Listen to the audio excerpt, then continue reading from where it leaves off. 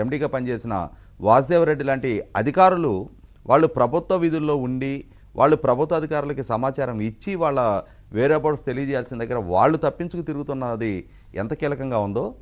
వెంకటరామరెడ్డి అన్ని కేసులు నమోదయ్యండి అతని మీద. మే 16వ తారీఖు నుంచి ఇప్పటి వరకు అతని ఆచూకీ కనిపెట్టలేకపోయారు, అతను అదుపులోకి తీసుకెళ్ళలేకపోయారు, అరెస్ట్ చేయలేకపోయారు అని అంటే ఖచ్చితంగా అది పోలీస్ డిపార్ట్మెంట్ వైఫల్యమే. ఈ విషయంలో చంద్రబాబు నాయుడు గారైనా ఇంకొకరైనా సరే ఈరోజు మధ్యాహ్నం జరగబోతున్న రాష్ట్ర శాంతి భద్రతల గురించి ఒక సమీక్షా సమావేశం, ఉదయం పూట కలెక్టర్ సమావేశం, మధ్యాహ్నం నుంచి ఎస్పీలతోటి రాష్ట్ర స్థాయి ఒక సమీక్షా సమావేశం జరగబోతుంది.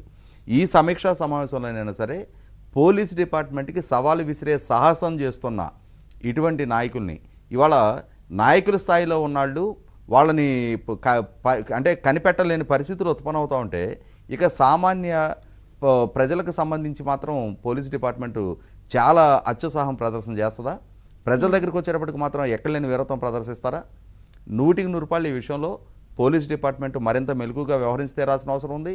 తప్పించుకు పారిపోయిన ఎవరినైనా సరే మేము ఏ కలుగులో దాక్కున్నా జుట్టు పట్టుకొని లాక్కొచ్చి చట్టం ముందు దోషులుగా నిలబెడతాము అని చెప్పని వాళ్ళ చిత్తశుద్ధిని రుజువు చేసుకొని తీరాల్సిన అవసరం ఉంది.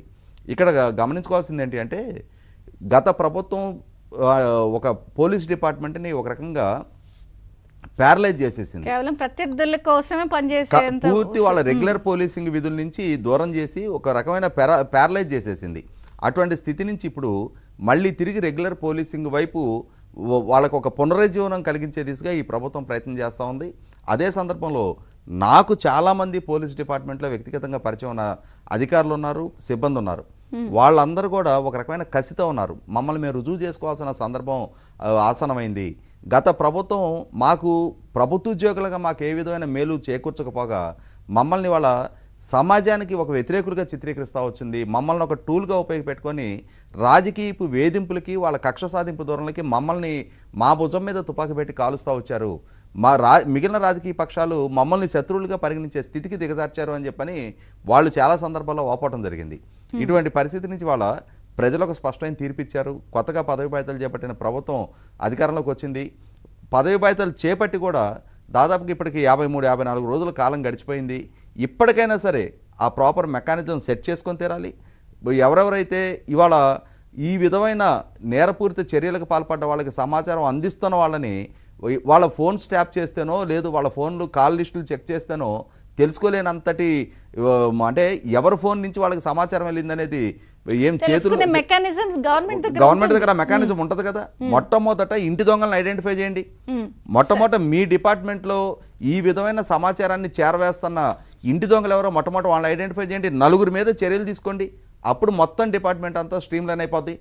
వాళ్ళకి వాళ్ళ ఉద్యోగ భద్రత మీద కనుక అంటే వాళ్ళు తప్పు చేస్తే వాళ్ళు ఉద్యోగాల నుంచి డిస్మిస్ చేసేస్తారు, వాళ్ళు సర్వీస్ నుంచి టర్మినేట్ అవుతారని చెప్పిన భయం కలిగిస్తే ఖచ్చితంగా మొత్తం ఉద్యోగులు అంటే వాళ్ళ ఉద్యోగ ధర్మాన్ని మీరి సహాయం చేయడానికి ఎవరు సాహసించరు.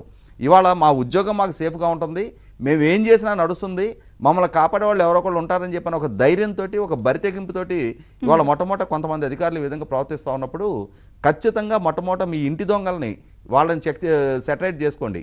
ఆ తర్వాత మీరు ప్రాపర్గా సిస్టమైజ్ అయ్యారు అనుకున్నప్పుడు ఎక్కడ ఎవరిని ఎంత దూరంలో పారిపోయినానైనా సరే గతంలో ఎర్రచందనం స్మగ్లింగ్ పాల్పడ్డ గంగిరెడ్డి విదేశాలకు వెళ్తే మారిషస్లో పట్టుకొని తీసుకొచ్చారు ఇక్కడికి.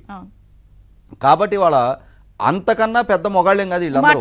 వీళ్ళని ఐడెంటిఫై చేయలేకో వీళ్ళని కనిపెట్టి తీసుకురాలేనంతటి అసమర్థతలో పోలీస్ డిపార్ట్మెంట్ ఉండదు.